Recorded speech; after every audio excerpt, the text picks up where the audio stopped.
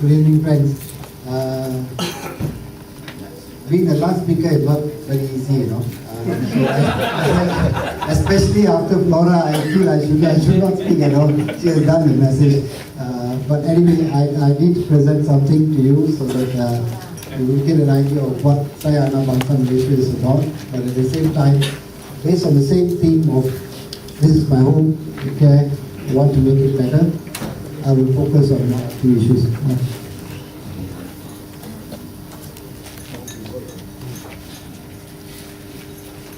Okay, there are three key points I would like to touch on. My home, my people, poverty in my home, and sharing the SABM spirit. Any guesses where this arrow is pointing to? What is that blue dot there? That blue dot is this. In this big universe, we are just one dot. That is planet Earth, alright? And 6 billion people occupying this, and 28 million Malaysians are part of that. So this actually is our big home. We got to take care of this home first.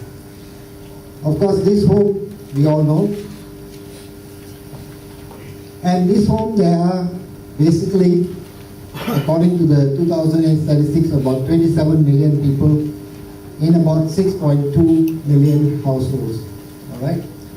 In Sabah, 3.1, in Sarawak, 2.4. That is about 518,000 households in Sarawak.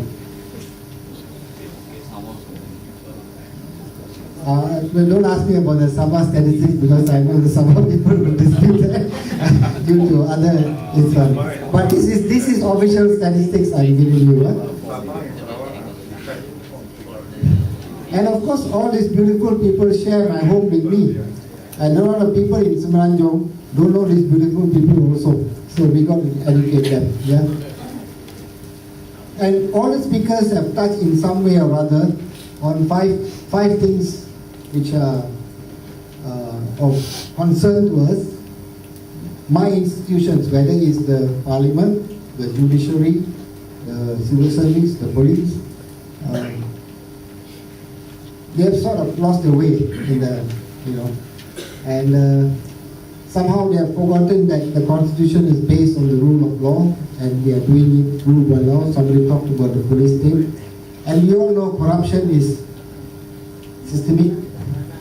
But our people are also increasingly divided, and especially in Semenanjung, racism is sort of showing its ugly head in the last couple of years. But most important, many of our people are poor and marginalized, and that is what I want to focus on.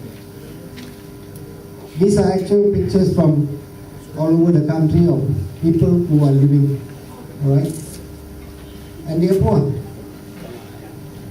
The government story, thus far, and these are official, all my data are from official documents, I have not booked it up.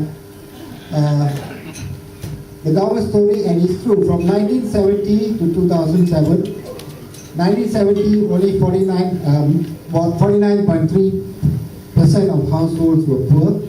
In 2007 is 3.6, that's the total for Malaysia. And it is actually quite a good achievement. And in the recent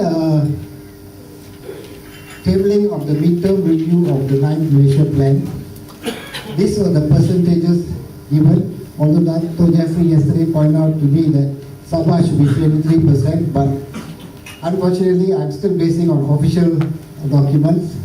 And the official document says 16% of households in Sabah are classified as poor, that is roughly about 99,000. Sarawak, 21,760.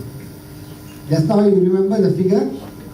For Sarawak households is 500,000 roughly. Yeah? So only 21,000 poor. Okay, this is official. Peninsula, from 5.2 million, about 140,000 poor. Actually, it will be very easy to solve the problem. These numbers are very small. But this is what officially. Alright? Why? So you must know the logic, because government is not in a sense not telling a lie because they are basing on what we call a poverty line income. I take the case of Sarawak, $830 per month for a household of roughly 4.5 people. Okay, 4.5 people are supposed to be able to survive if they have anything more than $830. 1 month, huh? Okay, 1 month. In Peninsula is 720, Sabah is 960.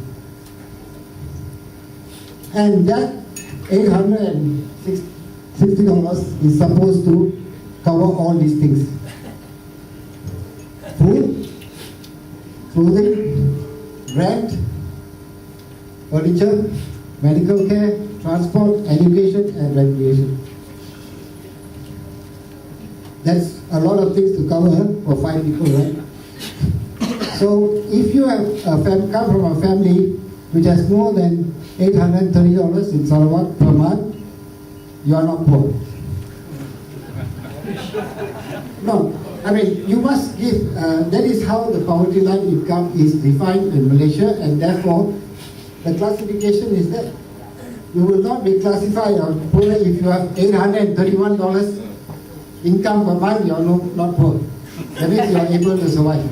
From food to rent to everything, huh? Okay. So if you work out on this basis, a household having 750, 1,000, 1,500, 2,000, daily household, let's take 1,000. $33 for that household per month. That means that person, 1% out of the 5, on 7 ringgit 50 cents per day. Boleh atau tidak? Boleh ya? Boleh.